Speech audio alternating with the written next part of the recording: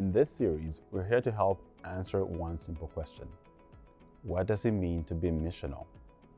If mission is more than a program, like we learned in the last video, then it changes how we show up. We're now always the ones setting the table. Sometimes we're invited to take a seat.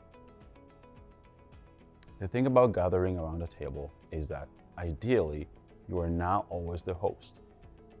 When we step into communities or even buildings beyond our own, we are guests, invited to sit at tables that have already been set.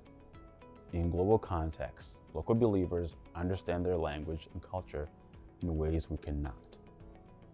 Partnership in this context is not about bringing something on our own, but joining in what God is already doing through others. It's coming to the table in a posture of learning and collaboration that brings real change for everyone involved. In local context, it's important to make sure there is representation of the community, especially those being served, invited to the table and given a voice during mission conversations. The posture of partnership in both contexts reflects humility and unity, giving expression to the kind of oneness Jesus prayed for.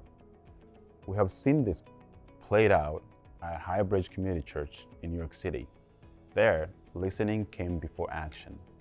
They wove listening sessions into their second Saturday outreach, gathering neighbors, leaders, and their own congregation to name what was really happening in their community. Together, they asked honest questions. What needs attention? What can we do as a church, as individuals, alongside our local precinct? From advocating with local leaders to launching practical care like a buddy system to keep seniors safe in the summer heat.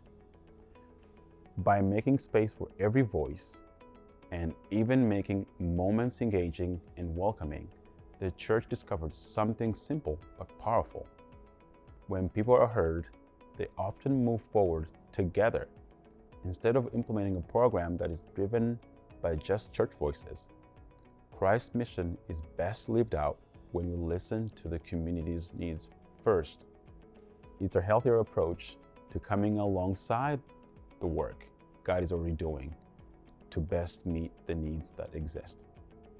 For this church, listening became a pivotal part of how they engaged in mission.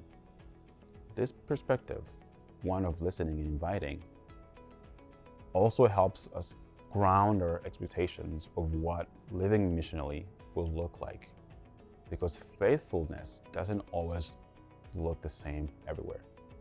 In the same light, faithfulness is not defined by measurable outcomes. In some places, following God's call and mission might mean people are coming to faith in large numbers. In others, faithful ministry may not result in visible growth for years. It's also important to remember that faithfulness does not always take the form of conversion. In many spaces, faithful mission is carried out through ministries of justice, mercy, education, and formation, bearing witness to the kingdom of God in ways that may not lead to immediate or measurable decisions of faith, but are not less essential. That might be true in your neighborhoods, too.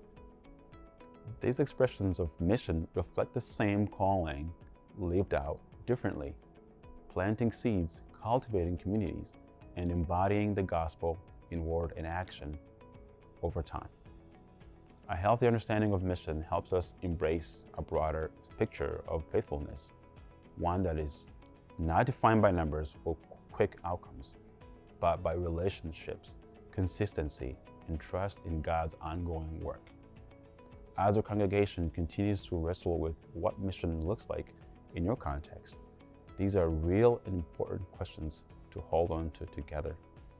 In the next part of this series, you will get to hear from global partners about what this looks like in their contexts.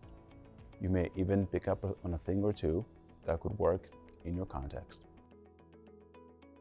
When your church makes mission plans, are community voices at the table?